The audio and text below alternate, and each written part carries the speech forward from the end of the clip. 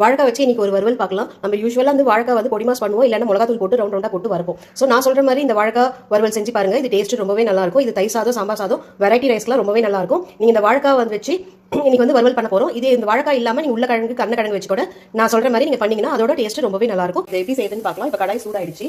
இப்போ இதுக்கு தேவையான அளவு எண்ணெய் ஊற்றுறோம். இது எண்ணெய் சூடானதுக்கு அப்புறமா நம்ம வந்து இஞ்சி பூண்டு விழுது ஆட் பண்ண போறோம். கூடவே கொஞ்சமாக கருவேப்பிலை. இஞ்சி பூண்டு அந்த பச்சை ஸ்மெல் போனதுக்கப்புறம் நம்ம வெங்காயம் ஆட் பண்ண போகிறோம். வெங்காயம் வந்து நான் லென்த் வைஸாக கட் பண்ணி வச்சிருக்கேன். நம்ம வந்து கடுகு உளுத்தம் பருப்புலாம் தேவை கிடையாது. டேரெக்டாக இஞ்சி பூண்டு போட்டு நம்ம வந்து இது ஃப்ரை பண்ணலாம். இப்போ வெங்காயம் ஆட் பண்ணுறேன். இதுக்கு தேவையான அளவு உப்பு வந்து இப்பயே ஆட் பண்ணிக்கோங்க. போட்டு இது எல்லாமே இது மாதிரி ஃப்ரை பண்ணிக்கோங்க. வெங்காயம் இந்த மாதிரி லைட்டாக ஃப்ரை ஆகிடுச்சு. இப்போ இந்த ஸ்டேஜில் வந்து தக்காளி ஆட் பண்ணிக்கோங்க. உங்களுக்கு வந்து வாழைக்காக்கு வந்து வெங்காயம் தக்காளி தொக்கு நிறைய வேணும்னா வெங்காயம் தக்காளி ஜாஸ்தி ஆட் பண்ணுங்க. கம்மியாக வேணும்னா நீங்கள் வந்து கம்மியாக ஆட் பண்ணிக்கலாம் வெங்காயம் தக்காளி. இப்போ தக்காளி கொஞ்சம் வதங்கிடுச்சு.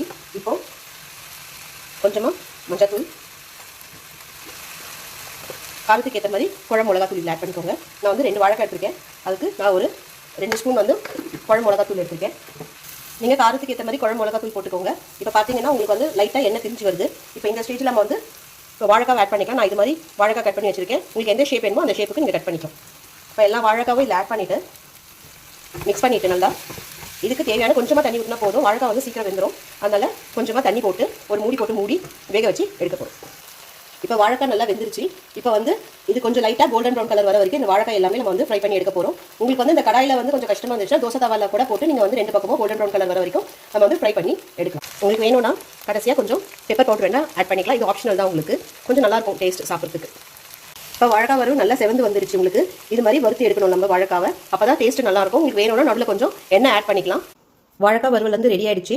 இன்றைக்கி நான் லெமன் ரைஸோட சர்வ் பண்ணியிருக்கேன். இது டேஸ்ட் ரொம்பவே நல்லாயிருக்கும். வீட்டில் கண்டிப்பாக ட்ரை பண்ணி பாருங்கள். தேங்க்யூ.